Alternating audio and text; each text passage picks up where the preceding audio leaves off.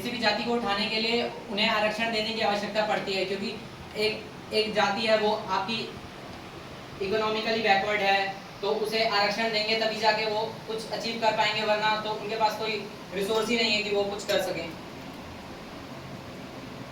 कई जातियाँ ऐसी भी हैं जो कि पीछे हैं पर वो ऊंचे हैं, ऐसे तो हर व्यक्ति को बराबर जिसके पास योग्यता हो वो आगे बढ़े, ऐसा होना चाहिए। किसी आरक्षण की आवश्यकता नहीं। मैं ये नहीं कह रहा कि आरक्षण सिर्फ उन्हीं को दीजिए जिनका नाम ओबीसी है, जिनका नाम जनरल है, जिनका नाम एसटी है। आप रिपोर्ट लगाइए, रिपोर्ट में आपको जो इकोनॉमिकली बैकवर्ड दिखते हैं, जो आपको जिनकी इनकम 1 लाख से पर 1 लाख प्रति ईयर के हिसाब से कम है, उनके लिए आप आरक्षण दे सकते हैं, क्योंकि उनके बच्चे पढ़ने के लिए उतने रिसोर्स नहीं इकट्ठा कर पाएंगे।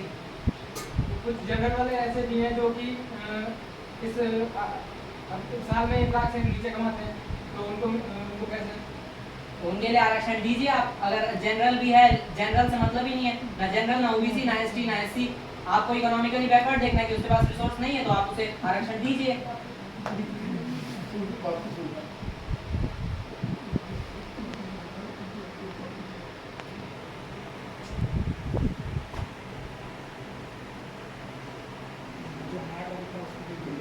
बात उसी नहीं, अब तो हमने रिजर्वेशन बोला था, एससी एसटी की बात ही नहीं था। सही जा रहा है रिजर्वेशन, राइट। उसको कट करना है। कट सकते हो, तो बहुत सारा है, बोलो। बहुत ज्यादा ढूंढ लिया, कौन था? उसने पॉइंट ढूंढा और जवाब पॉइंट ढूंढ लिया। अगर कोई आदमी बोले कि मैं एसटी का हूँ, एससी का हूँ, वो और फिर उसको रिजर्वेशन मिल गया, क्या पता फिर वो पहले से ही कोई हाई क्लास का हो या उसकी इनकम ज़्यादा हो, तो मैंने यही तो कहा कि आप रिपोर्ट लीजिए, जिसकी इनकम कम है, असली में जिनकी इनकम कम है, जिनके पास रिसोर्स नहीं है, उनका बेटा नहीं पढ़ पा रहा, तो उसे पढ़ाने के लिए आपको एक आरक्षण देना ही होगा।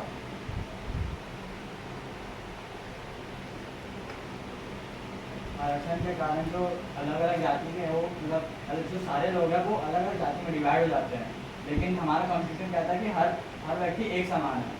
हमारे कॉन्स्टिट्यूशन ने ही आरक्षण का सबसे पहले निकाला था भीमराव अम्बेडकर ने। जब उन्होंने कॉन्स्टिट्यूशन बनाया था तो उन्होंने सबसे पहले कहा था कि एक भारत को अगर भारत को आगे ले जाना है तो हर जाति को आगे ले जाना होगा, और जो आपकी पहले से ही आगे जाती है वो तो आगे जा ही रही हैं, जो आपकी पिछड़ी जातियाँ हैं उन्हें आगे बढ़ाएंगे। उन्होंने कभी नहीं कहा कि ब्राह्मण है तो उन्हें आरक्षण मत दो, उन्होंने कहा पिछड़ी जातियों को आगे लाओ।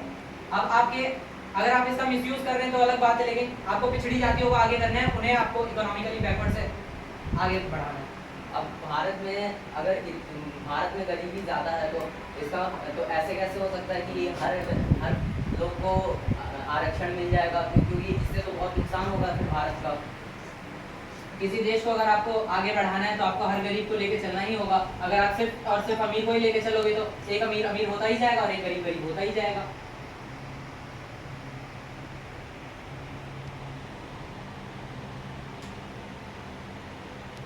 तो यही तो बात है कि हर गरीब को कैसे लेकर के जाया जाए, क्योंकि भारत में तो गरीबी भी बहुत है। इसीलिए आरक्षण है, लेकिन आरक्षण इतना भी मत दीजिए कि आपको पूरा ही आप आरक्षण दे दें। आरक्षण सिर्फ 1 सीट के लिए दीजिए, 2 सीट के लिए दीजिए। जो कि बिल्कुल पिछड़े हैं पहले उन्हें उठाइए। अब वो थोड़ा और ऊपर उठेंगे, अब वो अपनी ज़रूरतों को थोड़ा अपने हिसाब से ढाल पाएंगे, अपनी ज़रूरत थोड़ी कर पाएंगे। जो बिल्कुल पिछड़े हैं पहले आप उन पर ध्यान दीजिए, अब वो आगे आए तो और उनसे जो पिछड़े हैं उन पर ध्यान दीजिए। सबको उठाना, यही इकोनॉमिकली फिर आपका इंडिया पावरफुल बनता है। पर आज के समय में ऐसा नहीं हो रहा है ना, जो पिछड़े हैं वो पीछे रह जा रहे हैं और जो आगे हैं वो आगे ही जा रहे हैं। तो इसीलिए तो आरक्षण बनाएंगे।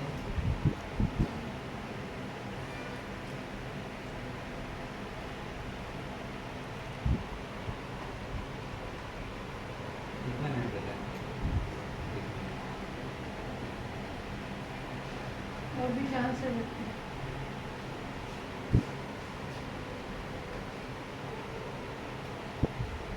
आरक्षण के कारण अगर कोई व्यक्ति उसका गलत उपयोग करेगा, तो फिर कैसे पता चलेगा कि वो गलत कर रहा है, वो आगे बढ़ता ही जाएगा।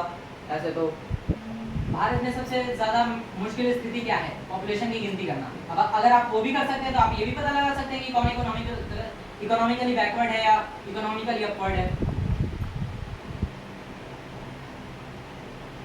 तो भारत इतना बड़ा देश है, वहाँ कोई लोग कहीं हैं, कोई लोग कहीं हैं, तो कहीं कहीं कहीं बीच में बहुत कुछ, कहीं कहीं अमीर है, कहीं गरीब है, कहीं मिडिल क्लास फैमिली है, तो कैसे हर व्यक्ति को उठाया जाएगा? क्या कैसे पता चलेगा कि ये लोग यहाँ पे इतने, इनकी इकोनॉमिक इतनी है? कुछ गांव तो ऐसे जहाँ पे इलेक्ट्रिसिटी तक नहीं पहुँच पा रही, तो उनको कैसे उठाया जाएगा? फिर वहाँ तो कुछ बन भी नहीं सकता है। उनको उठाएंगे, जो आपका आपकी एक बजट का एक हिस्सा आपका इसी इकोनॉमिकली ग्रोथ के लिए बजट का एक हिस्सा जाता है, आप उसी हिस्से को गांव में लगाएंगे। शहर आपका विकसित है, आपकी फैक्ट्रियां हैं शहर में, शहर पहले से ही आगे जा रहा है, शहर में पढ़ने वाला हर बच्चा स्कूल में पढ़ ही रहा है, गांव में स्कूल नहीं है, आप उस बजट को वहाँ लगाइए, तो नीचे जो इकोनॉमिकली बैकवर्ड क्लासेस हैं वो थोड़ी मिडल पे आएंगी, मिडल से आप अपना खुद कर पाएंगे। साधो साधो